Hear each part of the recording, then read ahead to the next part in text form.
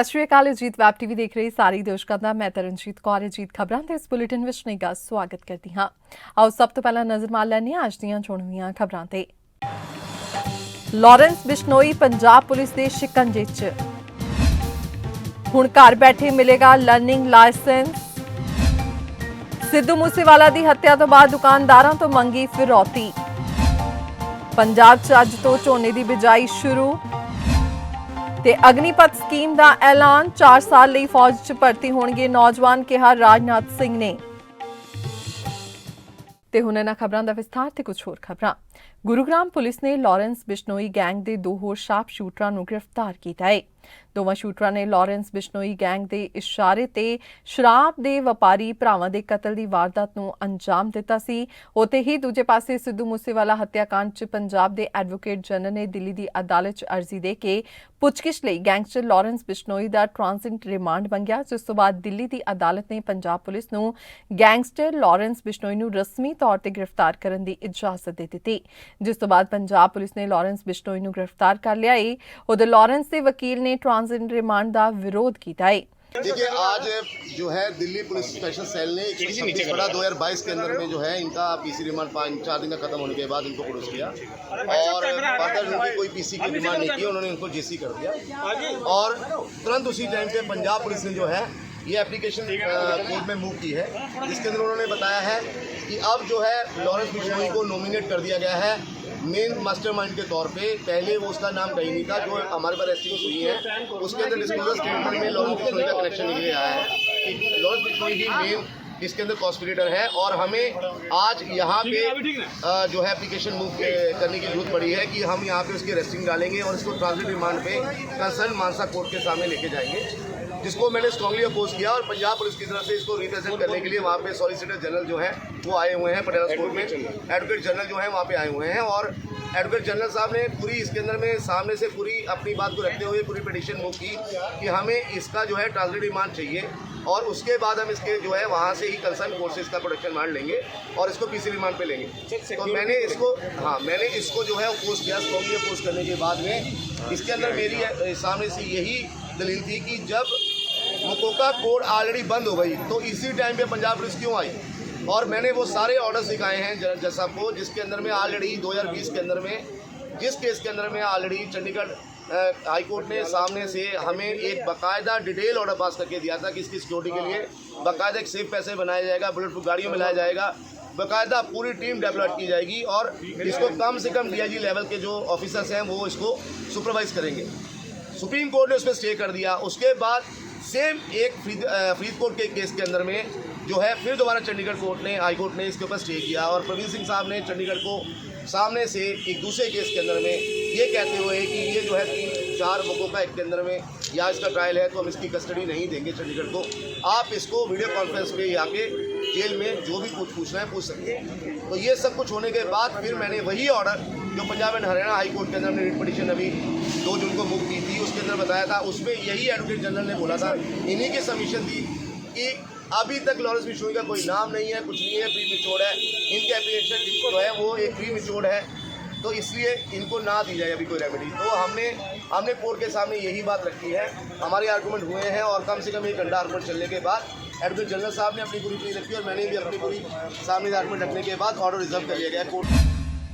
ਪੰਜਾਬ ਦੇ ਮੁੱਖ ਮੰਤਰੀ ਭਗਵੰਤ ਮਾਨ ਨੇ ਅੱਜ ਪੰਜਾਬ ਵਾਸੀਆਂ ਲਈ ਆਨਲਾਈਨ ਡਰਾਈਵਿੰਗ ਲਾਇਸੈਂਸ ਦੀ ਸਹੂਲਤ ਦੀ ਸ਼ੁਰੂਆਤ ਕੀਤੀ, ਜਿਸ ਨਾਲ ਉਹ ਆਪਣੇ ਕੰਪਿਊਟਰ, ਮੋਬਾਈਲ, ਟੈਬਲੇਟ ਜਾਂ ਲੈਪਟਾਪ ਤੇ ਸਿਰਫ ਇੱਕ ਕਲਿੱਕ ਕਰਨ ਤੇ ਲਰਨਿੰਗ ਡਰਾਈਵਿੰਗ ਲਾਇਸੈਂਸ ਪ੍ਰਾਪਤ ਕਰ ਸਕਦੇ ਹਨ।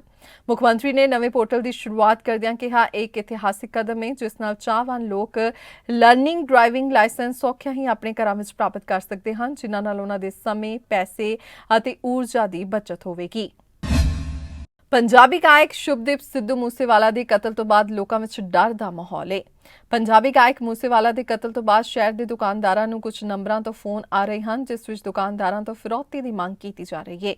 उन्होंने WhatsApp ते वीडियो बना के ऑडियोज भेज के धमकियां दित्तियां जा रही हैं कि जेकर उन्होंने पैसे ना दिते तो सिद्धू मूसेवाला वांग गोली मार के उन्होंने भी हत्या कर दी जाएगी।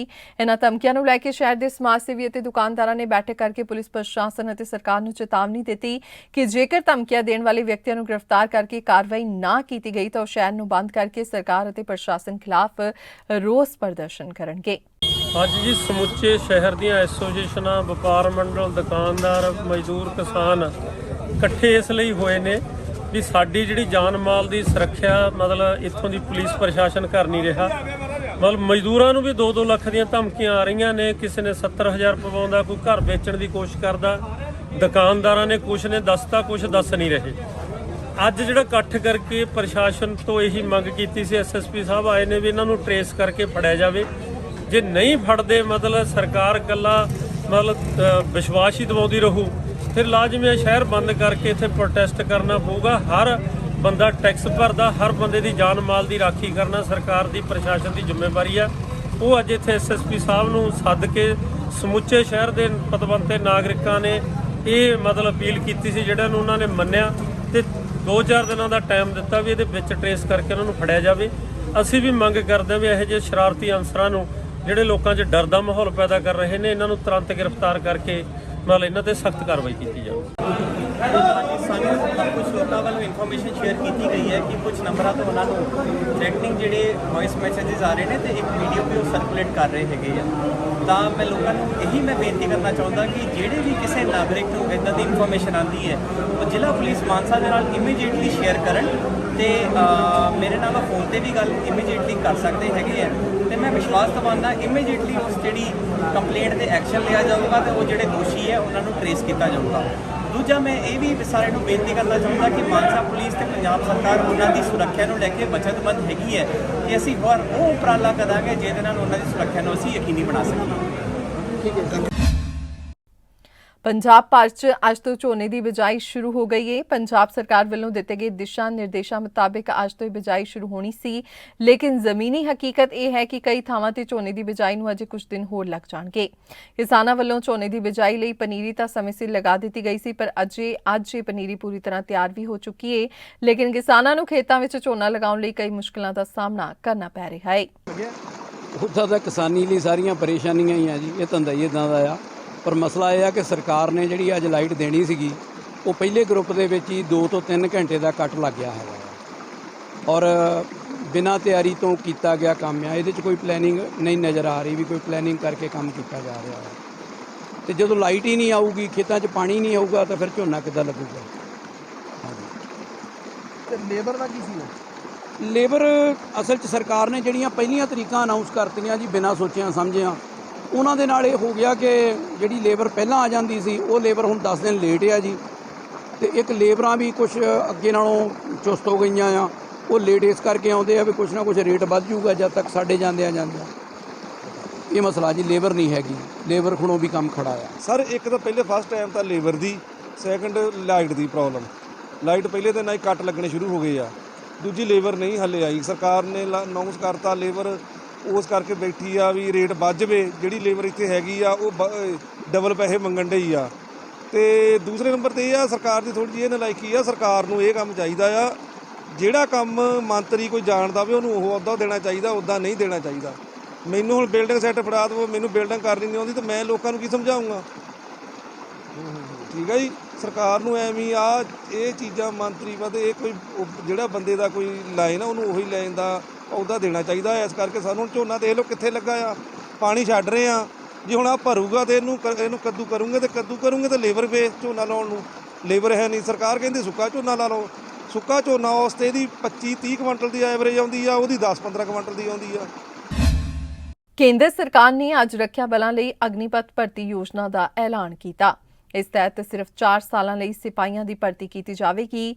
ਰੱਖਿਆ ਮੰਤਰੀ ਰਾਜਨਾਥ ਸਿੰਘ ਨੇ ਫੌਜ 'ਚ ਭਰਤੀ ਪ੍ਰਕਿਰਿਆ 'ਚ ਵੱਡਾ ਬਦਲਾਅ ਕਰਦੇ ਹੋਏ ਅਗਨੀਪਥ ਭਰਤੀ ਯੋਜਨਾ ਦਾ ਐਲਾਨ ਕੀਤਾ। ਰਾਜਨਾਥ ਸਿੰਘ ਨੇ ਕਿਹਾ ਕਿ ਅਗਨੀਪਥ ਭਰਤੀ ਯੋਜਨਾ ਤਹਿਤ ਨੌਜਵਾਨਾਂ ਨੂੰ 4 ਸਾਲ ਲਈ ਫੌਜ ਵਿੱਚ ਭਰਤੀ ਕੀਤਾ ਜਾਵੇਗਾ। ਇਸ ਦੇ ਨਾਲ ਹੀ ਉਹਨਾਂ ਨੂੰ ਨੌਕਰੀ ਛੱਡਣ ਸਮੇਂ ਸਰਵਿਸ ਫੰਡ ਪੈਕੇਜ ਮਿਲੇਗਾ।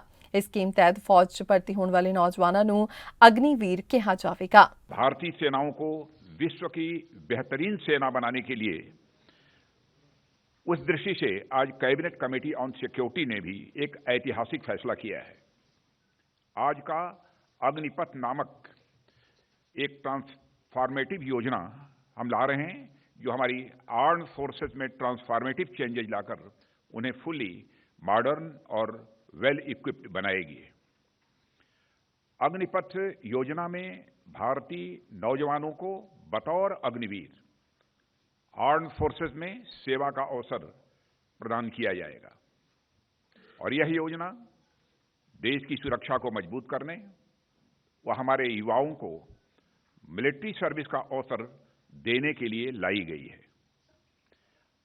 आप सब मेरी इस बात से जरूर सहमत होंगे कि संपूर्ण राष्ट्र, खासतौर पर हमारे नौजवान आर्म्ड फोर्सेस को सम्मान के नजरिए से देखते हैं। अपने जीवन काल में कभी न कभी प्रत्येक बच्चा सेना की वर्दी धारण करने की वह तमन्ना रखता है। अग्निपथ योजना के अंतर्गत यह प्रयास किया जा रहा है कि इंडियन आर्म्ड फोर्सेस का प्रोफाइल पूरी तरह से यूथफुल हो। यूथफुल प्रोफाइल से यह फायदा भी होगा कि उन्हें नई नई टेक्नोलॉजी के लिए आसानी से ट्रेन किया जा सकेगा और उनकी हेल्थ और फिटनेस का लेवल भी काफी बेहतर होगा। साथियों, इस अग्निपथ योजना से एम्प्लॉयमेंट अपॉर्चुनिटीज बढ़ेंगी और अग्निवीर सेवा के दौरान अर्जित स्किल्स एवं एक्सपीरियंस उन्हें विभिन्न क्षेत्रों में एम्प्लॉयमेंट भी प्राप्त कराएगा और इससे भारतीय अर्थव्यवस्था को भी हायर स्किल्ड वर्कफोर्स की उपलब्धता होगी, जो प्रोडक्टिविटी गेन और ओवरऑल जीडीपी ग्रोथ में सहायक होगी। अग्निवीरों के लिए एक अच्छी पे पैकेज, 4 साल की सेवा के बाद एग्जिट पर सेवा निधि पैकेज एवं एक liberal death and disability package की भी व्यवस्था की गई है। ਰਾਜਪੁਰਾ ਦੀ ਅਨਾਜ ਮੰਡੀ ਵਿੱਚ ਮੂੰਗੀ ਦੀ ਫਸਲ ਸਰਕਾਰ ਵੱਲੋਂ ਐਮਐਸਪੀ ਭਾਅ ਤੋਂ ਸਸਤੀ ਵਿਕੀ ਹੈ, ਜਿਸ ਕਾਰਨ ਕਿਸਾਨ ਰੋਣ ਹਾਕੇ ਹੋ ਗਏ ਨੇ। ਕਿਸਾਨ ਗੁਰਦੀਪ ਸਿੰਘ ਨੇ ਦੱਸਿਆ ਕਿ ਉਹ ਜ਼ਿਲ੍ਹਾ ਫਤਿਹਗੜ੍ਹ ਸਾਹਿਬ ਦੇ ਪਿੰਡ ਕੋਟਲਾ ਸੁਲੇਮਾਨ ਤੋਂ ਰਾਜਪੁਰਾ ਅਨਾਜ ਮੰਡੀ ਵਿੱਚ ਮੂੰਗੀ ਲੈ ਕੇ ਆਇਆ ਸੀ। ਇੱਥੇ ਉਸ ਦੀ ਫਸਲ ਐਮਐਸਪੀ ਭਾਅ ਤੋਂ ਘੱਟ 5800 ਰੁਪਏ ਨਿੱਜੀ ਵਪਾਰੀ ਨੇ ਖਰੀਦੀ ਹੈ। ਕਿਸਾਨ ਦਾ ਕਹਿਣਾ ਹੈ ਕਿ ਉਸਨੇ ਪੰਜਾਬ ਸਰਕਾਰ ਵੱਲੋਂ ਐਮਐਸਪੀ ਭਾਅ ਕਾਰਨ ਮੂੰਗੀ ਦੀ ਫਸਲ ਬੀਜੀ ਸੀ। ਉਸਨੇ ਮਾਰਕਫੈਡ ਵਿਭਾਗ ਤੇ ਦੋਸ਼ ਲਾਏ ਤੇ ਕਿਹਾ ਕਿ ਉਹਨਾਂ ਵੱਲੋਂ ਕਿਹਾ ਗਿਆ ਹੈ ਕਿ ਮੰਡੀ ਵਿੱਚ 176 ਨੰਬਰ ਦੁਕਾਨ ਤੇ ਮੂੰਗੀ ਲੈ ਕੇ ਆਓ, ਫਿਰ ਉੱਥੇ ਚਾਰਾ ਲੱਗੇਗਾ। ਸਾਡੇ ਖੇਤਾਂ 'ਚ ਹੋਈ ਹੈ ਜੀ 4 ਕੁਇੰਟਲ ਔਸਤ ਪਈ ਹੈ ਜੀ। ਪੰਜਾਬ ਸਰਕਾਰ ਨੇ ਕਿਹਾ ਸੀ ਕਿ ਐਮਐਸਪੀ ਤੇ ਖਰੀਦਾਂਗੇ, ਪਰ ਅਸੀਂ ਇੱਥੇ ਰਾਜਪੁਰੇ 149 ਨੰਬਰ ਦੁਕਾਨ ਤੇ ਆਏ ਸੀ। ਆੜਤੀ ਵੀਰ ਜੀ ਮੇਰੇ ਨਾਲ ਗਏ ਮਾਰਕਫੈਡ ਵਾਲਿਆਂ ਦੇ ਦਫ਼ਤਰ 'ਚ। ਉੱਥੇ ਇੰਸਪੈਕਟਰ ਸਾਹਿਬ ਕਹਿੰਦੇ ਭਈ ਦੇਖ ਕੇ ਕਹਿੰਦੇ ਵੀ ਪੱਖਾ ਇਹਨੂੰ ਦੁਬਾਰਾ ਲੱਗੂਗਾ। ਜਦੋਂ ਕਿ ਅਸੀਂ ਪੱਖਾ ਲਾ ਕੇ ਸਾਫ਼ ਕਰਕੇ ਫਿਰ ਲੈ ਕੇ ਗਏ ਸੀ। ਕਹਿੰਦੇ ਵੀ ਇੱਥੋਂ ਚੱਕ ਕੇ ਪਹਿਲਾਂ 176 ਨੰਬਰ ਦੁਕਾਨ ਤੇ ਜਾਓ, ਫਿਰ ਉੱਥੇ ਆ ਕੇ ਦੇਖਦੇ ਆ ਕੀ ਬਣਦਾ। ਉਸ ਤੋਂ ਬਾਅਦ ਫਿਰ ਉਹਨਾਂ ਨੇ ਕੋਈ ਗੱਲ ਨਹੀਂ ਕੋਲੀ। ਮੈਂ ਫਿਰ ਇਹਨਾਂ ਨੂੰ ਆਖਿਆ ਵੀ ਆੜਤੀਆਂ ਸਾਹਿਬ ਨੂੰ ਵੀ ਇਹਨੂੰ ਵੇਚ ਦਿਓ ਜੀ। ਇੱਥੇ ਇਹਦਾ ਰੇਟ ਲੱਗਿਆ ਜੀ 5800 ਰੁਪਏ ਕੁਇੰਟਲ ਨੂੰ। ਸੋ ਮੈਂ ਤੇ ਇਹੀ ਕਹਿਣਾ ਜੀ, ਸਰਕਾਰ ਤੋਂ ਮੰਗ ਕਰਨਾ ਵੀ ਜਿਹੜੀ ਇਹ ਮਾਰਕਫੈਡ ਨੂੰ ਇਹਨਾਂ ਨੇ ਖਰੀਦ ਵਾਸਤੇ ਦਿੱਤੀ ਹੋਈ ਹੈ। ਇੰਸਪੈਕਟਰ ਤਾਂ ਬੈਠੇ ਹੋਏ ਆ ਏਸੀ ਕਮਰਿਆਂ 'ਚ, ਇੱਥੇ ਜ਼ਿਮੀਂਦਾਰ ਧੁੱਪੇ ਸੜਦਾ ਪਿਆ। ਨਾ ਇੱਥੇ ਕੋਈ ਪੁੱਛ ਪੜਤਾਲ ਹੁੰਦੀ ਹੈ, ਨਾ ਕੋਈ ਗੱਲਬਾਤ। ਫਿਰ ਇੱਥੇ ਜ਼ਿਮੀਂਦਾਰ ਨੂੰ ਚਾਹੀਦਾ ਵੀ ਆੜਤੀਆਂ ਨਾਲ ਇਹਨਾਂ ਦਾ ਟਾਈ ਅਪ ਕਰਨ, ਵੀ ਆੜਤੀਏ ਦੇ ਥਰੂ ਖਰੀਦੀ ਜਾਵੇ ਗਵਰਨਮੈਂਟ। ਫਤਿਹਗੜ੍ਹ ਸਾਹਿਬ ਤੋਂ ਵੇਚਣੇ, ਫਤਿਹਗੜ੍ਹ ਸਾਹਿਬ ਵਿੱਚ ਕੋਈ ਮੂੰਗੀ ਵੇਚਣ ਦਾ ਕੋਈ ਅਰੇਂਜਮੈਂਟ ਨਹੀਂ ਹੈ। ਸਰਹੰਦ ਮੰਡੀ ਹੈ ਜੀ ਸਾਨੂੰ ਲੱਗਦੀ, ਉੱਥੇ ਅਜੇ ਤੱਕ ਕੋਈ ਖਰੀਦ ਫਰੋਖਤ ਨਹੀਂ ਹੈਗੀ। ਜਿਹੜੇ ਸਾਡੇ ਆੜਤੀਏ ਉਹ ਕਹਿੰਦੇ ਵੀ ਇੱਥੇ ਕੋਈ ਨਹੀਂ ਖਰੀਦਦਾ ਪਿਆ। ਗਵਰਨਮੈਂਟ ਨੇ 7275 ਰੁਪਏ ਨੂੰ ਮੂੰਗੀ ਦਾ ਰੇਟ ਫਿਕਸ ਕੀਤਾ ਤੇ ਮਾਰਕਫੈਡ ਰਾਹੀਂ ਖਰੀਦੀ ਜਾਂਦੀ ਆ। ਮੰਡੀ ਵਿੱਚ ਅਸੀਂ 176 ਨੰਬਰ ਤੇ ਪੁਆਇੰਟ ਫਿਕਸ ਕੀਤਾ ਹੈ। ਜਿਹੜਾ ਵੀ ਜ਼ਿਮੀਂਦਾਰ ਸੁੱਕੀ ਸਾਫ ਸੁਥਰੀ ਫਸਲ ਲੈ ਕੇ ਆਏਗਾ ਤੇ ਉੱਥੇ ਉਹ ਗਵਰਨਮੈਂਟ ਦੇ ਰੇਟ ਨਾਲ ਖਰੀਦੀ ਜਾਏਗੀ। ਜੇ ਲੈ ਜੀ ਕਿਤੇ ਹੋਰ ਬਾਕੀ ਕਿਸੇ ਆੜਤੀ ਕੋ ਬੰਦਾ ਲੈ ਨਹੀਂ ਉਹ ਫਿਰ ਆੜਤੀ ਕੋਲ ਨਹੀਂ, ਉਹ ਸਾਡੇ ਕੋਲ ਆਪਣੇ ਪ੍ਰਬੰਧ ਨੇ ਸਾਡੀ ਆਪਣੀ ਅਲੱਗ ਪੱਖਾ ਰੱਖਿਆ ਹੋਇਆ। ਤੁਸੀਂ ਮਤਲਬ ਪੱਖਾ ਲਾਓਗੇ, ਤੁਹਾਡੇ ਆਪਣੇ ਨਾਰਮਲ ਹੈਗੇ? ਹਾਂਜੀ, ਸਾਡੀ ਇੱਕ ਜਾਲੀ ਆ, ਉਹ ਅਸੀਂ ਅਲੱਗ ਸਪੈਸ਼ਲ ਲਵਾਈ ਹੈ, ਮੁੱਗੀ ਵਾਸਤੇ ਹੁੰਦੀ ਆ। ਅੱਛਾ ਜੀ। ਤੇ ਉਹਦੇ 'ਚ ਪੱਖਾ ਲਵਾਉਂਦੇ ਆ ਅਸੀਂ, ਉਹ ਸਾਫ ਸੁਥਰੀ ਹੋ ਜਾਂਦੀ, ਉਹਦੇ ਵਿੱਚ ਨਿੱਕਾ ਜਿਹੜਾ ਕਵਾੜ ਸਾਰਾ ਨਿਕਲ ਜਾਂਦਾ, ਫਿਰ ਉਹ ਮਾਪਦੱਟਾਂ ਵਿੱਚ ਦੇਖ ਕੇ ਅਸੀਂ ਲੈਂਦੇ। ਤੇ ਬਾਈ ਜੀ ਸਰਕਾਰ ਵੱਲੋਂ ਐਮਐਸਪੀ ਦਾ ਕੀ ਰੇਟ ਮੰਗਿਆ ਰੱਖਿਆ ਗਿਆ? 7275। ਤੇ ਤੁਹਾਡੇ ਸਾਹਮਣੇ ਜਿਹੜੀ ਰਾਜਪੁਰ ਮੂੰਗੀ ਹੈ ਉਹ ਕਿਸ ਰੇਟ ਨੂੰ ਵਿਕੀ ਹੈ? 7275 ਨੂੰ ਵਿਕੀ ਹੈ ਜਿਹੜੀ ਸਾਡੇ ਕੋਲ ਆਈ ਹੈ। ਤੇ ਤੁਹਾਡੇ ਕੋਲ ਆਈ ਹੈ? ਹਾਂ। ਹੋਰ ਜਿਹੜੀ ਜਿੱਥੇ ਮੈਂ ਜਾਊ ਘੱਟ ਗਈ? ਉਹ ਸਾਨੂੰ ਪਤਾ ਨਹੀਂ ਉਸ ਬਾਰੇ। ਦੁਕਾਨ ਤਾਂ ਉਹ ਇਹ ਕਹਿੰਦੇ ਸਾਨੂੰ ਅਸੀਂ ਤਾਂ ਸਾਨੂੰ 5800 ਰੁਪਏ ਨਾਲ ਵੇਚਣੀ ਪਈ ਹੈ। ਨਹੀਂ ਉਹ ਫਿਰ ਪ੍ਰਾਈਵੇਟ ਕਿਤੇ ਵਿਕੀ ਹੋਣੀ, ਸਾਡੇ ਕੋਲ ਨਹੀਂ ਵਿਕੀ। ਜਿਹੜੀ ਸਾਡੇ ਕੋਲ ਵਿਕੇਗੀ ਸਾਡੇ ਰਿਕਾਰਡ ਵਿੱਚ ਆਏਗੀ, ਉਹ 7275 ਨੂੰ ਵਿਕੇਗੀ। ਜਿਹੜੀ ਉਹ 176 ਨੰਬਰ ਤੇ ਜਾਊਗੀ। ਹਾਂ, ਉਹ ਗਵਰਨਮੈਂਟ ਦਾ ਪੁਆਇੰਟ ਫਿਕਸ ਕੀਤਾ ਹੋਇਆ ਸਾਡਾ। ਜ਼ਿਮੀਂਦਾਰ ਤੋਂ ਨਾ ਆਏਗਾ, ਮਾਰਕੀਟ ਵਾਲੇ ਨਾਲ ਹਰਾਸਮੈਂਟ ਬਹੁਤ ਕਰੇਗਾ। ਮੈਂ ਕਿਤੇ ਜਾ ਗਿਆ ਨਾ ਨਹੀਂ ਨਹੀਂ ਨਹੀਂ, ਸਾਡੇ ਬੈਨਰ ਲਾਏ ਸੀਗੇ ਬਾਹਰ, ਅਸੀਂ 2 ਬੈਨਰ ਲਾਏ ਸੀਗੇ, ਠੀਕ ਹੈ ਜੀ। ਤੇ ਤਕਰੀਬਨ ਸਾਰੀ ਮੰਡੀ ਵਿੱਚ ਪਤਾ ਲੋਕਾਂ ਨੂੰ ਦੱਸਿਆ, ਗਵਰਨਮੈਂਟ ਵੱਲੋਂ ਵੀ ਖਬਰਾਂ ਜੇ ਨਿਊਜ਼ 'ਚ ਆ ਰਿਹਾ ਵੀ ਖਰੀਦੀ ਆ। ਜਿਹੜਾ ਵੀ ਜ਼ਿਮੀਂਦਾਰ ਸਾਡੇ ਨਾਲ ਕੰਟੈਕਟ ਕਰਦਾ ਹੈ ਅਸੀਂ ਉਹਨੂੰ ਬੁਲਾਉਂਦੇ ਹਾਂ ਵੀ ਇਸ ਲਿਆਓ ਮੰਡੀ, ਸਾਡੀ ਦੁਕਾਨ ਤੇ ਲੈ ਕੇ ਆਓ ਆਪਣੀ ਮੰਗੀ, ਅਸੀਂ ਉਹਨੂੰ ਪੱਖਾ ਲਵਾਵਾਂਗੇ, ਸਾਫ਼ ਕਰਾਂਗੇ ਤੇ ਤੁਹਾਡੀ ਖਰੀਦੀ ਜਾਏਗੀ। ਕਹਿਣ ਤੋਂ ਭਾਵ ਹੈ 176 ਨੰਬਰ ਤੇ ਹੀ ਜਾਊ ਤਾਂ ਵੀ ਹਾਂਜੀ ਹਾਂ, ਉਹ ਗਵਰਨਮੈਂਟ ਨੇ ਇਹਦੇ ਵਿੱਚ ਕੀ ਹੋਇਆ ਵੀ ਗਵਰਨਮੈਂਟ ਖਰੀਦੇਗੀ, ਉਹ ਪੁਆਇੰਟ ਫਿਕਸ ਕੀਤਾ ਸੀ ਇੱਕ, ਨਾ ਕਿ ਮੰਡੀ ਵਿੱਚੋਂ ਸਾਰੀ ਮੰਡੀ ਚੋਂ ਲੈਣੀ ਹੈ। 176 ਨੰਬਰ ਦੇ ਫੋਟੋ ਤੇ ਪੁਆਇੰਟ ਤੋਂ ਪੂਰਾ ਨਾਮ ਪੈਂਦਾ ਵਾ ਨਹੀਂ ਨਹੀਂ, ਬੈਨਰ ਤਾਂ ਅਸੀਂ ਲਾਏ ਸੀਗੇ, ਉਹ ਮੀਨ ਏਰੀਆ ਹਵਾ ਆਈ ਉਹ 'ਚ ਉੜ ਕੇ ਹੋਣੇ ਆ ਕਿਤੇ। ਜਿਵੇਂ ਟੋਲ ਲਾ ਰਿਹਾ ਕਹਿੰਦਾ ਏਸੀ ਤੋਂ ਬੰਦੇ ਬੈਠਦੇ ਆ, ਕਹਿੰਦਾ ਅਸੀਂ ਗਏ ਹਰਾਸਮੈਂਟ ਹੋਇਆ ਕਿ ਤੁਹਾਨੂੰ ਪ੍ਰਾਈਵੇਟ ਵਿੱਚ ਨਹੀਂ ਮਿਲਿਆ। ਨਹੀਂ, ਕੋਈ ਕਿਸੇ ਨੂੰ ਹਰਾਸਮੈਂਟ ਨਹੀਂ ਕੀਤਾ ਹੈਗਾ। ਜਿਹਦੀ ਫਸਲ ਆਈ ਆ, ਦੇਖੋ ਸੈਂਪਲ ਪਏ ਨੇ ਮੇਰੇ ਕੋਲ, ਸਾਰੇ ਪਏ ਨੇ, ਜਿਹਦੀ ਸੈਂਪਲ ਉਹਨੂੰ ਕਹਿੰਦੇ ਮੰਡੀ 'ਚ ਲੈ ਕੇ ਆਓ ਤੇ ਪੱਕਾ ਲਾ ਕੇ ਅਸੀਂ ਮਾਰ। ਫਤਿਹਗੜ੍ਹ ਸਾਹਿਬ ਤੋਂ ਚੱਲ ਕੇ ਆਏ 40 ਕਿਲੋਮੀਟਰ ਤੋਂ ਚੱਲ ਕੇ ਆਏ। ਨਹੀਂ, ਕਿਸੇ ਨੇ ਕੋਈ ਮੇਰੇ ਕੋਲ ਤਾਂ ਇਹੋ ਜਿਹਾ ਬੰਦਾ ਕੋਈ ਨਹੀਂ ਆਇਆ ਜਿਹਨੇ ਕਿਹਾ ਹੋਵੇ। ਲੁਧਿਆਣਾ ਪੁਲਿਸ ਨੂੰ ਅੱਜ ਵੱਡੀ ਕਾਮਯਾਬੀ ਹਾਸਲ ਹੋਈ ਹੈ। ਲੁਧਿਆਣਾ ਪੁਲਿਸ ਨੇ ਗੈਂਗਸਟਰ ਗੋਲਡੀ ਬਰਾੜ ਅਤੇ ਲਾਰੈਂਸ ਬਿਸ਼ਨੋਈ ਦੇ ਨਾਂ ਤੇ ਵਿਦੇਸ਼ੀ ਨੰਬਰ ਤੋਂ WhatsApp ਕਾਲ ਕਰਕੇ ਫਿਰੌਤੀ ਮੰਗਣ ਵਾਲੇ 2 ਦੋਸ਼ੀਆਂ ਨੂੰ ਕਾਬੂ ਕਰਨ ਦਾ ਦਾਅਵਾ ਕੀਤਾ ਹੈ। ਜਾਣਕਾਰੀ ਦਿੰਦੇ ਹੋਏ ਪੁਲਿਸ ਕਮਿਸ਼ਨਰ ਲੁਧਿਆਣਾ ਕੌਸਤੁਭ ਸ਼ਰਮਾ ਨੇ ਦੱਸਿਆ ਕਿ ਵਿਦੇਸ਼ੀ ਨੰਬਰਾਂ ਤੋਂ WhatsApp ਕਾਲ ਕਰਕੇ ਫਿਰੌਤੀ ਮੰਗਣ ਵਾਲੇ 2 ਵਿਅਕਤੀਆਂ ਨੂੰ ਗ੍ਰਿਫਤਾਰ ਕੀਤਾ ਗਿਆ ਹੈ। ਇਹਨਾਂ ਵਿਅਕਤੀਆਂ ਦੁਆਰਾ ਵੱਡੇ ਗੈਂਗਸਟਰਾਂ ਦਾ ਨਾਮ ਵਰਤ ਕੇ ਲੋਕਾਂ ਦਾ ਫਿਰੌਤੀ ਮੰਗੀ ਜਾਂਦੀ ਸੀ। ਉਹਨਾਂ ਕਿਹਾ ਕਿ ਇਹਨਾਂ ਤੋਂ ਅਗਲੇਰੀ ਪੁੱਛਗਿੱਛ ਜਾਰੀ ਹੈ। ਅਲੱਗ-ਅਲੱਗ ਬਿਜ਼ਨਸ ਚਲਾਉਣੇ ਹੈ, ਉਹਨਾਂ ਨੂੰ ਇਹ ਇਸ ਤਰੀਕੇ ਦੀ threats after the killing of Sidhu Moosewala ਇਹ ਪਹੁੰਚਣੀ ਸ਼ੁਰੂ ਹੋਈ ਸੀ ਔਰ ਇਹਦੇ ਵਿੱਚ ਅਸੀਂ ਸੀਰੀਅਸਲੀ ਇਹਦੇ ਤੇ ਕੰਮ ਕਰਨਾ ਸ਼ੁਰੂ ਕੀਤਾ ਕਿਉਂਕਿ ਆਮ ਤੌਰ 'ਤੇ ਲੋਕਾਂ ਨੂੰ ਥੋੜਾ ਜਿਹਾ ਡਰ ਸਹਿਮ ਹੋ ਜਾਂਦਾ ਹੈ ਕਿ ਵੀ ਸਾਨੂੰ ਇਸ ਤਰੀਕੇ ਦੀ ਥ੍ਰੈਟ ਆ ਰਹੀ ਹੈ। ਔਰ ਜਿਹੜਾ ਜਿਸ ਤਰੀਕੇ ਸੇ ਮੈਂ ਤੁਹਾਨੂੰ ਦਿਖਾਇਆ ਕਿ ਉਹਦੇ ਵਿੱਚ ਇਹਨਾਂ ਨੇ ਵੀਡੀਓ ਵੀ ਡਾਲੀ ਕਿ ਵੀ ਜਿੱਦਾਂ ਗੋਲੀਆਂ ਲੋਡ ਕਰਦੇ ਹੋਏ ਲੋਕਾਂ ਨੂੰ ਥੋੜਾ ਜਿਹਾ ਹੋਰ ਇਹ ਸੀ ਕਿ ਵੀ ਇਹਦੇ ਤੇ ਕੰਮ ਕੀਤਾ ਜਾਏ। ਤੇ ਲੁਧਿਆਣਾ ਪੁਲਿਸ ਵੱਲੋਂ ਇਸ ਚੀਜ਼ ਤੇ ਬਹੁਤ ਸਰਗਰਮੀ ਨਾਲ ਕੰਮ ਕੀਤਾ ਹੈ ਔਰ ਸਾਡੇ ਸਾਈਬਰ ਸੈੱਲ ਦੇ ਵਿੱਚ ਜੋ ACP ਹੈ ਜਸਪ੍ਰੀਤ ਉਹ ਲੱਗੇ ਰਹੇ ਤੇ ਸਾਡੀ ਟੀਮ ਵੱਲੋਂ ਇੱਕ ਇਸ ਪੂਰੇ ਜਿਹੜੇ ਧੰਦੇ ਵਿੱਚ ਲੱਗੇ ਹੋਏ ਬੰਦੇ ਸੀ ਉਹਨਾਂ ਨੂੰ ਬੇਨਕਾਬ ਕੀਤਾ ਗਿਆ ਹੈ। ਇਹਦੇ ਵਿੱਚ ਸਾਨੂੰ ਪਹਿਲੇ ਲਿੰਕ ਮਿਲਿਆ ਸੀ ਬਿਲਾਸਪੁਰ ਦੇ ਵਿੱਚ ਇਹ ਪੈਸੇ ਕਢਾਏ ਜਾ ਰਹੇ ਹਨ, ਉੱਥੇ ਬੈਂਕ ਅਕਾਊਂਟਸ ਹੈ ਜਿਹੜੇ ਵਿੱਚ ਅਸੀਂ ਦੇਖਿਆ ਕਿ ਕਾਫੀ ਹੈਵੀ ਟ੍ਰਾਂਜੈਕਸ਼ਨਸ ਇਸ ਅਕਾਊਂਟ ਵਿੱਚ ਹੋਏ ਹਨ, ਜਿਹੜੇ ਤੋਂ ਲੱਗਦਾ ਸੀ ਕਿ ਵੀ ਲੋਕੀ ਜਿਹੜੇ ਇਹਨਾਂ ਦੇ ਡਰ ਵਿੱਚ ਆ ਕਰਕੇ ਪੈਸੇ ਵੀ ਇਹਨਾਂ ਨੂੰ ਕਾਫੀ ਜੋੜੇ ਡਾਲ ਰਹੇ ਨੇ। ਤੇ ਉਹਦੇ ਬਾਅਦ ਇਹਨਾਂ ਦੀ ਜਿਹੜੀ ਫਰਦਰ ਡਿਟੇਲ ਸਾਨੂੰ ਬਿਲਾਸਪੁਰ ਪੁਲਿਸ ਜੋ ਛੱਤੀਸਗੜ੍ਹ ਦੀ ਹੈ ਉਹਦੇ ਵੱਲੋਂ ਡਿਟੇਲ ਦਿੱਤੀ ਗਈ, ਕੁਝ ਫੋਟੋਗ੍ਰਾਫ ਸ਼ੇਅਰ ਕੀਤੀ ਗਈ ਔਰ ਅੱਗੇ ਫਰਦਰ ਡਿਟੇਲਸ ਅਸੀਂ ਸਪੈਸ਼ਲ ਸੈੱਲ ਦਿੱਲੀ ਨਾਲ ਵਰਕ ਕਰਦੇ ਹੋਏ ਇੱਕ 2 ਜਿਹੜੇ ਇਹਨਾਂ ਦੇ ਸ਼ਖਸ ਹੈ ਉਹਨਾਂ ਨੂੰ ਗ੍ਰਿਫਤਾਰ ਕੀਤਾ, ਜਿਹੜੇ ਵਿੱਚ ਇੱਕ ਦਾ ਨਾਂ ਜਿਹੜਾ ਹੈ ਸ਼ਕਤੀ ਸਿੰਘ ਹੈ ਤੇ ਦੂਜੇ ਦਾ ਨਾਮ ਅਫਜ਼ਲ ਕਰਕੇ ਇੱਕ ਦੂਜਾ ਜਿਹੜਾ ਬੰਦਾ ਹੈ 2। ਇਹ ਦੋਨੋਂ ਹੀ ਬੰਦਿਆਂ ਦੀ ਫੋਟੋਗ੍ਰਾਫ ਉੱਥੇ ਬਿਲਾਸਪੁਰ ਵਿੱਚ ਜਿਹੜੇ ATMs ਹੈ ਉਹਨਾਂ ਵਿੱਚੋਂ ਪੈਸੇ ਕਢਾਉਂਦੇ ਹੋਏ ਆ ਰਹੀ ਸੀ ਔਰ ਇਹਨਾਂ ਦੇ ਫਰਦਰ ਅਕਾਊਂਟਸ ਜਿਹੜੇ ਨੇ ਕੁਛ ਇੱਕ ਅਸੀਂ ਵੈਰੀਫਾਈ ਕੀਤੇ, ਉਹਨਾਂ ਵਿੱਚੋਂ ਇਹ ਪਤਾ ਚੱਲਿਆ ਕਿ ਕੁੱਲ ਮਿਲਾ ਕੇ 1 ਕਰੋੜ 4 ਲੱਖ ਦਾ ਇੱਕ ਅਕਾਊਂਟ ਵਿੱਚ ਟ੍ਰਾਂਜੈਕਸ਼ਨ ਹੋਇਆ ਹੈ। ਇਹਦੇ ਇਲਾਵਾ ਇੱਕ ਐਕਸਿਸ ਬੈਂਕ ਅਕਾਊਂਟ ਸੀ ਜਿਹੜੇ ਵਿੱਚ ਕਰੀਬ 11.5 ਲੱਖ ਰੁਪਏ ਜਮ੍ਹਾਂ ਸੀ, ਜਿਹੜਾ ਕਿ ਸਾਡੇ ਵੱਲੋਂ ਇਸ ਵੇਲੇ ਫ੍ਰੀਜ਼ ਕਰ ਲਿਆ ਗਿਆ ਹੈ। ਇਸ ਤੋਂ ਇਲਾਵਾ ਜਿਹੜਾ ਹੈ ਇਹਨਾਂ ਬੰਦਿਆਂ ਕੋਲੋਂ 3 ਮੋਬਾਈਲ ਫੋਨਸ ਅਸੀਂ ਰਿਕਵਰ ਕੀਤੇ ਹੈ। ਫਰਦਰ ਇਹਨਾਂ ਦੇ ਲਿੰਕੇजेस ਜਿਹੜੇ ਆ ਰਹੇ ਨੇ ਉਹਨਾਂ ਤੇ ਸਾਡੀ ਟੀਮਸ ਲਗਾਤਾਰ ਵਰਕ ਕਰ ਰਹੀ ਹੈ।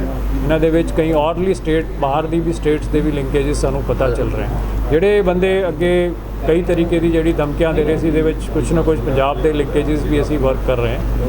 ਟੋਟਲ ਜਿਹੜਾ ਜੋ ਇਹ ਬੜਾ ਇੱਕ ਇਹਨਾਂ ਨੇ ਰੈਕਟ ਚਲਾਇਆ ਹੋਇਆ ਸੀ ਐਨਕੈਸ਼ ਕਰਨ ਦਾ, ਡਰ ਨੂੰ ਜਿਹੜਾ ਗੈਂਗ ਕਲਚਰ ਦਾ ਹੈ ਔਰ ਇਹਦੇ ਵਿੱਚ ਲਾਰੈਂਸ ਗੈਂਗ ਦਾ ਨਾਂ ਲੈ ਕਰਕੇ ਉਹਦੇ ਸਾਥੀ ਜਿਹੜਾ ਗੋਲਡੀ ਬਰਾੜ ਹੈ ਉਹਦਾ ਨਾਂ ਲੈ ਕਰਕੇ ਇਹਨਾਂ ਵੱਲੋਂ ਕਾਲਸ ਕਰੀ ਜਾ ਰਹੀ ਸੀ। WhatsApp ਕਾਲਸ ਇੰਟਰਨੈਸ਼ਨਲ ਜਿਹੜੇ ਨੰਬਰ ਹੈ ਉਹਨਾਂ ਕੋਲੋਂ ਕਰੀ ਜਾ ਰਹੀ ਸੀ।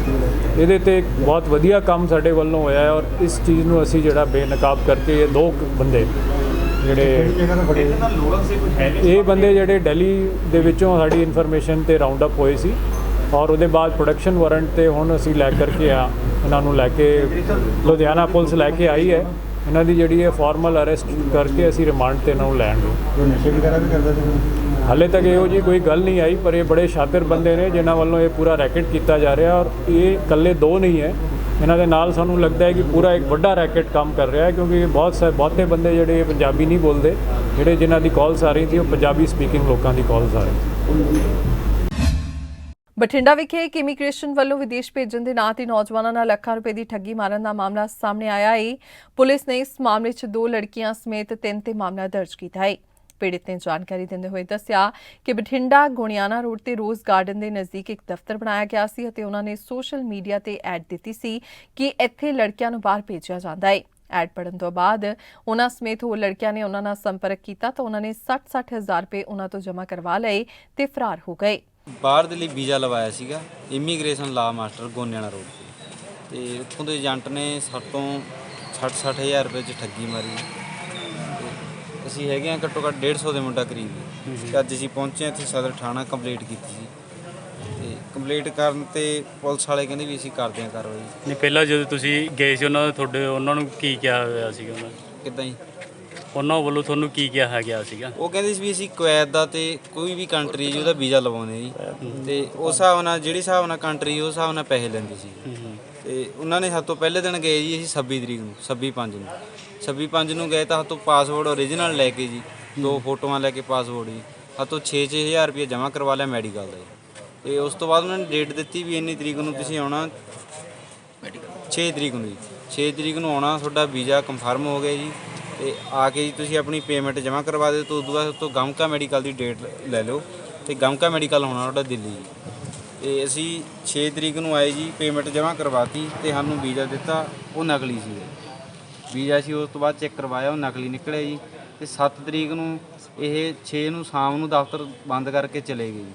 7 ਨੂੰ ਫੋਨ ਲਾਏ ਤਾਂ ਬੰਦ ਆ ਰਹੇ ਜੀ ਕਿਸੇ ਨੇ ਫੋਨ ਨਹੀਂ ਚੱਕਿਆ ਕਿਸੇ ਦੇ ਸਾਰਿਆਂ ਦੇ ਬੰਦ ਆ ਰਹੇ ਜੀ ਸਟਾਫ ਮੈਂਬਰਾਂ ਦੇ ਜਿਹੜੇ ਮੈਡਮ ਦਾ ਸੀ ਤੇ ਆਫਿਸ ਵਾਲੀ ਮੈਡਮ ਦਾ ਜੀ ਸਾਰਿਆਂ ਦੇ ਫੋਨ ਬੰਦ ਸੀ ਤਾਂ ਕਰਕੇ ਫਿਰ ਅਸੀਂ ਇਹ ਮੁੱਦਾ ਹੋ ਕੀਤਾ। ਹਾਂ ਸਾਡੇ ਕੋਲ ਮਿਤੀ 8/6 ਨੂੰ ਇੱਕ ਕੰਪਲੇਂਟਸ ਆਈ ਸੀ ਅਲੱਗ-ਅਲੱਗ ਲੜਕੀਆਂ ਵੱਲੋਂ ਕਿ ਇੱਕ ਦਫ਼ਤਰ ਦੇ ਵਿੱਚ ਜਿਹੜਾ ਹੈਗਾ ਇਮੀਗ੍ਰੇਸ਼ਨ ਦੇ ਨਾਂ 'ਤੇ ਸਾਡੇ ਨਾਲ ਜਿਹੜੀ ਹੈਗੀ ਹੈ ਠੱਗੀ ਮਾਰ ਲਈ ਹੈ ਬਾਹਰ ਭੇਜਣ ਦੇ ਨਾਂ 'ਤੇ। ਤੁਰੰਤ ਕਾਰਵਾਈ ਕਰਦੇ ਹੋਏ ਉਹਦੇ ਪਰਚਾ ਨੰਬਰ ਜਿਹੜਾ ਹੈਗਾ 98/420 120 ਧਾਰਾ ਦੇ ਵਿੱਚ ਦਰਜ ਕਰਕੇ ਜਿਹੜੀ ਉਹਦੀ ਇਨਵੈਸਟੀਗੇਸ਼ਨ ਚੱਲ ਰਹੀ ਹੈ। ਕਿਹਨਾਂ ਵੱਲੋਂ ਠੱਗੀ ਮਾਰੀ ਗਈ ਹੈ ਜੀ? ਇਹ ਇਮੀਗ੍ਰੇਸ਼ਨ ਲਾ ਸੈਂਟਰ ਸੀਗਾ ਉਹਦੇ ਵਿੱਚ ਜੀਵਨ ਕੁਮਾਰ ਨਾਂ ਦਾ ਇੱਕ ਲੜਕਾ ਇੱਕ ਰਮਨਦੀਪ ਕੌਰ ਲੜਕੀ ਹੈਗੀ ਹੈ ਇੱਕ ਅਨਨੋਨ ਲੜਕੀ ਹੈਗੀ ਉਹਨਾਂ ਦੇ ਦਰਜ ਕੀਤਾ ਗਿਆ ਤੇ ਅਗਲੀ ਕਾਰਵਾਈ ਜਿਹੜੀ ਉਹਨਾਂ ਨੂੰ ਫੜਨ ਦੀ ਜਿਹੜੀ ਹੈਗੀ ਹੈ ਲਗਾਤਾਰ ਰੇਡਸ ਕੀਤੀਆਂ ਜਾ ਰਹੀਆਂ ਤੇ ਅਗਲੀ ਤਫਤੀਸ਼ ਜਾਰੀ ਹੈ। ਮੋਹਾਲੀ ਦੇ ਫੇਜ਼ 1 ਵਿਚਲੇ ਬਿਜਲੀ ਦੇ ਪਾਵਰ ਗ੍ਰਿਡ ਨੂੰ ਅਚਾਨਕ ਅੱਜ ਦੁਪਹਿਰ ਸਮੇਂ ਅੱਗ ਲੱਗ ਗਈ ਜਿਸ ਕਾਰਨ ਕਈ ਟਰਾਂਸਫਾਰਮਰ ਸੜ ਕੇ ਸੁਆਹ ਹੋ ਗਏ। ਅੱਗ ਲੱਗਣ ਦੀ ਘਟਨਾ ਦੀ ਸੂਚਨਾ ਮਿਲਦੇ ਹੀ ਫਾਇਰ ਬ੍ਰਿਗੇਡ ਦੀਆਂ ਗੱਡੀਆਂ ਮੌਕੇ ਤੇ ਪਹੁੰਚੀਆਂ ਤੇ ਉਹਨਾਂ ਨੇ ਅੱਗ ਤੇ ਕਾਬੂ ਪਾਉਣ ਲਈ ਯਤਨ ਸ਼ੁਰੂ ਕਰ ਦਿੱਤੇ। ਹਾਲਾਂਕਿ ਅੱਗ ਜ਼ਿਆਦਾਤਰ ਗਰਮੀ ਕਾਰਨ ਸ਼ਾਰਟ ਸਰਕਟ ਹੋਣ ਕਾਰਨ ਲੱਗੀ ਦੱਸੀ ਜਾ ਰਹੀ ਹੈ ਪਰ ਅਸਲ ਕਾਰਨਾਂ ਦਾ ਅਜੇ ਤੱਕ ਪਤਾ ਨਹੀਂ ਚੱਲਿਆ। ਗੁਰਪ੍ਰੀਤ ਸਿੰਘ ਪੁੱਤਰ ਦੰਗਲ ਸਿੰਘ ਪਟਿਆਲਾ ਜੋ ਕਿ ਇਮੀਗ੍ਰੇਸ਼ਨ ਦਾ ਕੰਮ ਕਰਦਾ ਸੀ ਨੂੰ ਪੁਲਿਸ ਨੇ ਗ੍ਰਿਫਤਾਰ ਕਰ ਲਿਆ ਹੈ। ਜਾਣਕਾਰੀ ਅਨੁਸਾਰ ਗੁਰਪ੍ਰੀਤ ਸਿੰਘ ਵੱਲੋਂ ਪਟਿਆਲਾ ਵਿਖੇ ਵੱਖ-ਵੱਖ ਨਾਵਾਂ ਤੋਂ ਇਮੀਗ੍ਰੇਸ਼ਨ ਸੈਂਟਰ ਖੋਲ੍ਹ ਕੇ ਧੋਖਾਧੜੀ ਕੀਤੀ ਗਈ ਹੈ। ਥਾਣਾ ਅਰਬਨ ਸਟੇਟ ਪਟਿਆਲਾ ਖੇਤਰ ਅਧੀਨ ਉਡਾਨ ਇਮੀਗ੍ਰੇਸ਼ਨ ਨਾਮ ਤੋਂ ਇਮੀਗ੍ਰੇਸ਼ਨ ਸੈਂਟਰ ਵੀ ਇਹਨਾਂ ਵੱਲੋਂ ਖੋਲ੍ਹਿਆ ਗਿਆ ਸੀ। ਇਹਦਾ ਨਾਮ ਹੈਗਾ ਜੀ ਗੁਰਪ੍ਰੀਤ ਸਿੰਘ। ਇਹਦੀ ਇੱਕ ਫਰਮ ਦਾ ਨਾਮ ਸੀ ਉਡਾਨ ਇਮੀਗ੍ਰੇਸ਼ਨ। ਉਡਾਨ ਇਮੀਗ੍ਰੇਸ਼ਨ ਨੇ ਤਕਰੀਬਨ ਕੋਈ 1200 ਦੇ ਕਰੀਬ ਬੱਚਿਆਂ ਦੇ ਨਾਲ ਫਰਾਡ ਕੀਤਾ ਹੋਇਆ। ਉਹਨਾਂ ਤੋਂ ਪੈਸੇ ਲੈ ਕੇ ਉਹਨਾਂ ਨੇ ਡਾਕੂਮੈਂਟਸ ਲੈ ਕੇ ਜੋ ਉਹਨਾਂ ਦਾ ਪ੍ਰੋਮਿਸ ਸੀ ਉਹਨਾਂ ਨੂੰ ਫੋਰਨ ਦੀ ਯੂਨੀਵਰਸਿਟੀ 'ਚ ਦਾਖਲਾ ਦਿਵਾਉਣ ਦਾ ਉਹ ਕਿਸੇ ਇੱਕ ਬੱਚੇ ਨਾਲ ਵੀ ਨਹੀਂ ਪੂਰਾ ਕੀਤਾ। ਉਸ ਤੋਂ ਬਾਅਦ ਜਦੋਂ ਇਹਨਾਂ ਨੇ ਪੈਸੇ ਸਾਰੇ ਲੈ ਲਏ ਤਾਂ ਆਪਣਾ ਆਫਿਸ ਕਲੋਜ਼ ਕਰਕੇ ਫਿਰ ਇਹ ਭੱਜ ਗਏ। ਮੋਡਸ ਆਪਰੈਂਡੀ ਇਹਨਾਂ ਦਾ ਇਹੀ ਹੁੰਦਾ ਕਿ ਇਹ ਨਵੀਂ ਜਗ੍ਹਾ 'ਤੇ ਆਫਿਸ ਖੋਲ੍ਹਦੇ ਨੇ ਤੇ ਨਵੀਂ ਜਗ੍ਹਾ ਦੀ ਕਰਕੇ ਉੱਥੇ ਜਦੋਂ ਉਹਨਾਂ ਕੋਲ ਪੈਸੇ ਹੋ ਜਾਂਦੇ ਨੇ ਕਲੈਕਟ ਹੋ ਜਾਂਦੇ ਨੇ ਤਾਂ ਉੱਥੋਂ ਕਲੋਜ਼ ਕਰਕੇ ਅਗਲੀ ਜਗ੍ਹਾ 'ਤੇ ਸ਼ਿਫਟ ਹੋ ਜਾਂਦੇ ਨੇ। ਫਿਰ ਇਹਦੀ ਅਸੀਂ ਅਕਿਊਜ਼ ਦੀ ਕੱਲ੍ਹ ਅਰੈਸਟ ਕੀਤੀ ਆਪਣੇ 2 ਕੇਸਾਂ 'ਚ 225 ਨੰਬਰ ਤੇ ਇੱਕ ਹੈਗਾ 42 ਨੰਬਰ ਇਸ ਸਾਲ ਦਾ ਅੰਡਰ ਸੈਕਸ਼ਨ ਹੈਗਾ 406 420 ਤੇ 468 ਤੇ 471 'ਚ ਤੇ ਅੱਜ ਅਸੀਂ ਮਾਨਯੋਗ ਕੋਰਟ 'ਚ ਇਸ ਨੂੰ ਪੇਸ਼ ਕੀਤਾ ਤੇ ਅਸੀਂ ਰਿਮਾਂਡ ਦੀ ਐਪਲੀਕੇਸ਼ਨ ਦਿੱਤੀ ਹੈ ਤੇ ਇਸ ਤੋਂ ਬਾਅਦ ਜੋ ਵੀ ਹੁਕਮ ਹੋਊਗਾ ਮਾਨਯੋਗ ਅਦਾਲਤ ਦਾ ਉਹਦੇ ਮੁਤਾਬਿਕ ਅਸੀਂ ਅਗਲੀ ਕਾਰਵਾਈ। ਹੁਣ ਤੱਕ ਕਿੰਨੇ ਮਾਮਲੇ ਦਰਜ ਹੋਏ ਨੇ ਸਰ ਟੋਟਲ ਇਹਨਾਂ ਦੇ? ਇਹਦੇ ਤੱਕ ਹਰੇ ਸਾਡੇ ਕੋਲ ਨੋਟਿਸ 'ਚ ਸਿਰਫ 9 ਮਾਮਲੇ ਆਏ ਨੇ ਕਿ 9 ਇਹਦੇ ਤੇ ਐਫਆਈਆਰਾਂ ਹੋ ਚੁੱਕੀਆਂ ਨੇ ਜਿੰਨਾ ਦਾ ਸਾਨੂੰ ਪਤਾ ਲੱਗਿਆ ਜੀ। ਸਰ ਪੀਓ ਵੀ ਹੈਗੀ ਜੀ ਕਿਸੇ 'ਚ? ਇਹ ਹਰੇ ਅਸੀਂ ਇਹ ਤੋਂ ਕਲੀਅਰ ਰਿਮਾਂਡ ਤੋਂ ਬਾਅਦ ਅਸੀਂ ਪੁੱਛਗਿੱਛ ਕਰਾਂਗੇ। ਸਰ ਹੁਣ ਤੱਕ ਪਤਾ ਲੱਗਾ ਕਿੰਨੇ ਪੈਸਿਆਂ ਦਾ ਮਤਲਬ ਜਿਹੜਾ ਠੱਗੀ ਦਾ ਜਿਹੜਾ ਮਤਲਬ ਧੋਖਾਧੜੀ ਹੋਈ ਹੈ ਇਹਨਾਂ ਵੱਲੋਂ? ਇਹ ਹੁਣ ਅਸੀਂ ਰਿਮਾਂਡ ਤੋਂ ਬਾਅਦ ਹੀ ਇਹਨੂੰ ਇੰਟਰੋਗੇਸ਼ਨ 'ਚ ਚੀਜ਼ਾਂ ਕਲੀਅਰ ਹੋਣਗੀਆਂ। ਇਹਨੂੰ ਅਸੀਂ ਅਰਬਨ ਸਟੇਟ ਦੇ ਏਰੀਆ 'ਚ ਹੀ ਕੀਤਾ ਜੀ। ਕੋਈ ਗੁਰਪ੍ਰੀਤ ਸਿੰਘ ਦੇ ਨਾਮ ਤੇ ਜਿਹੜਾ ਤੁਸੀਂ ਉਡਾਨ ਇਮੀਗ੍ਰੇਸ਼ਨ ਕਹਿ ਰਹੇ ਹੋ ਸਰ ਹੋਰ ਵੀ ਕਿਸੇ ਨਾਮ ਤੇ ਇਹਨਾਂ ਦੀ ਕੰਪਨੀ ਚੱਲ ਰਹੀ ਹੈ? ਹਾਂ ਇਹਦੀ ਪਹਿਲੀ ਕੰਪਨੀ ਸੀ ਇੱਕ ਕੋਸਟਲਾਈਨ ਹੁੰਦੀ ਸੀਗੀ ਉਸ ਤੋਂ ਬਾਅਦ ਇਹਨੇ ਕਈ ਕੰਪਨੀਆਂ ਬਦਲਦਾ ਰਿਹਾ। ਇੱਕ ਸੀ ਕੰਪਨੀ ਨੈਕਸਟ ਇਮੀਗ੍ਰੇਸ਼ਨ ਕਰਕੇ ਜਿੰਨਾ ਸਾਡੇ ਨੋਟਿਸ 'ਚ ਆਇਆ ਜੀ ਕਬੂਤਰਬਾਜੀ ਦਾ ਕੇਸ ਵੀ ਹੈਗਾ ਜੀ ਇਹਦੇ ਹਾਂਜੀ ਇਹ ਸ਼ਾਇਦ ਅੱਗੇ ਮਤਲਬ ਇਹ ਉਸ ਚ ਕਨਵਰਟ ਹੋ ਸਕਦਾ ਆਫਟਰ ਇਨਵੈਸਟੀਗੇਸ਼ਨ। ਸਰ ਇਹਦੇ ਨਾਲ ਕੋਈ ਹੋਰ ਵੀ ਬੰਦੇ ਸੀਗੇ ਜਿਵੇਂ ਮਾਲਕ ਇਕੱਲਾ ਆਪ ਤਾਂ ਨਹੀਂ ਕਰਦਾ ਹੋਊਗਾ? ਨਹੀਂ, ਇਹਦੇ ਨਾਲ ਕਾਫੀ ਇਹਦੀ ਟੀਮ ਹੈਗੀ ਹੈ ਤੇ ਹੌਲੀ ਹੌਲੀ ਅਸੀਂ ਸਾਰਿਆਂ ਨੂੰ ਅਰੈਸਟ ਕਰਾਂਗੇ ਇਹਦੇ ਚ ਜਿਨ੍ਹਾਂ ਨੇ ਵੀ ਫਰਾਡ ਕੀਤਾ। ਕੁਝ ਕਾਫੀ ਪੰਜਾਬ ਤੋਂ ਨੇ, ਕਾਫੀ ਪੰਜਾਬ ਦੀ ਨੇੜਲੀ ਸਟੇਟਸ ਤੋਂ ਨੇ। ਤੇ ਇਸ ਨਾਲ ਹੀ ਅਜੀਤ ਖਬਰਾਂ ਦਾ ਬੁਲੇਟਿਨ ਇੱਥੇ ਖਤਮ ਹੁੰਦਾ ਹੈ। ਨਵੀਆਂ ਤੇ ਤਾਜ਼ਾ ਤਰੀਨ ਖਬਰਾਂ ਲੈ ਕੇ ਫਿਰ ਤੋਂ ਹਾਜ਼ਰ ਹੋਵਾਂਗੇ। ਤਦ ਤੱਕ ਲਈ ਦਿਓ ਇਜਾਜ਼ਤ। ਧੰਨਵਾਦ। ਦੇਸ਼ ਦੁਨੀਆ ਦੀਆਂ ਤਾਜ਼ਾ ਖਬਰਾਂ ਦੇ ਲਈ ਹੁਣੇ ਪਲੇ ਸਟੋਰ ਤੋਂ ਡਾਊਨਲੋਡ ਕਰੋ ਪੰਜਾਬ ਦੀ ਆਵਾਜ਼ ਅਜੀਤ ਨਿਊਜ਼ ਐਪ। ਹੁਣ ਤੁਹਾਡਾ ਆਪਣਾ ਅਜੀਤ ਹਰ ਸੋਸ਼ਲ ਮੀਡੀਆ ਪਲੇਟਫਾਰਮ ਦੇ ਉੱਤੇ ਉਪਲਬਧ ਹੈ। ਫੇਸਬੁੱਕ ਦੇ ਉੱਤੇ ਹੁਣੇ ਲਾਈਕ ਤੇ ਫੋਲੋ ਕਰੋ ਅਜੀਤ ਦਾ ਅਫੀਸ਼ੀਅਲ ਪੇਜ ਡੇਲੀ ਅਜੀਤ ਤੇ ਹਾਂ ਨਾਲ ਹੀ ਦੋਸਤਾਂ ਨੂੰ ਪੇਜ ਲਾਈਕ ਕਰਨ ਦੇ ਲਈ ਇਨਵਾਈਟ ਕਰਨਾ ਨਾ ਭੁੱਲਣਾ। ਇੰਨਾ ਹੀ ਨਹੀਂ, ਹਿੰਦੀ ਦੇ ਵਿੱਚ ਖਬਰਾਂ ਵਾਸਤੇ ਲਾਈਕ ਤੇ ਫੋਲੋ ਕਰੋ ਸਾਡਾ ਫੇਸਬੁੱਕ ਪੇਜ ਅਜੀਤ ਸਮਾਚਾਰ ਹਿੰਦੀ। YouTube ਦੇ ਉੱਤੇ ਵੀਡੀਓ ਖਬਰਾਂ ਦੇਖਣ ਦੇ ਲਈ ਹੁਣੇ ਸਬਸਕ੍ਰਾਈਬ ਕਰੋ ਅਜੀਤ ਦਾ official YouTube channel Ajit web TV. ਤੁਹਾਡਾ ਆਪਣਾ ਅਜੀਤ ਹੁਣ ਟਵਿੱਟਰ ਤੇ ਇੰਸਟਾਗ੍ਰਾਮ ਦੇ ਉੱਤੇ ਵੀ ਉਪਲਬਧ ਹੈ। ਟਵਿੱਟਰ ਦੇ ਉੱਤੇ ਖਬਰਾਂ ਦੇ ਲਈ ਫੋਲੋ ਕਰੋ ਡੇਲੀ ਅਜੀਤ ਤੇ ਇੰਸਟਾਗ੍ਰਾਮ ਦੇ ਉੱਤੇ ਖਬਰਾਂ ਦੇ ਨਾਲ ਵੀਡੀਓ ਦੇਖਣ ਦੇ ਲਈ ਫੋਲੋ ਕਰੋ ਬਲੂ ਟਿਕ ਵਾਲਾ ਸਾਡਾ ਅਫੀਸ਼ੀਅਲ ਚੈਨਲ ਡੇਲੀ ਅਜੀਤ। ਇੰਨਾ ਹੀ ਨਹੀਂ, ਅਜੀਤ ਦੇ ਵੀਡੀਓ ਹੁਣ ਤੁਸੀਂ ਐਪਲ ਟੀਵੀ ਦੇ ਉੱਤੇ ਵੀ ਵੇਖ ਸਕਦੇ ਹੋ ਤੇ ਨਾਲ ਹੀ ਅਜੀਤ ਅਖਬਾਰ ਦਾ ਡਿਜੀਟਲ ਐਡੀਸ਼ਨ ਪੜ੍ਹਨ ਦੇ ਲਈ ਡਾਊਨਲੋਡ ਕਰੋ ਅਜੀਤ ਈ-ਪੇਪਰ ਐਪ। ਤੁਹਾਡਾ ਆਪਣਾ ਭਰੋਸੇਯੋਗ ਚੈਨਲ, ਤੁਹਾਡੀ ਆਪਣੀ ਆਵਾਜ਼, ਪੰਜਾਬ ਦੀ ਆਵਾਜ਼ ਅਜੀਤ।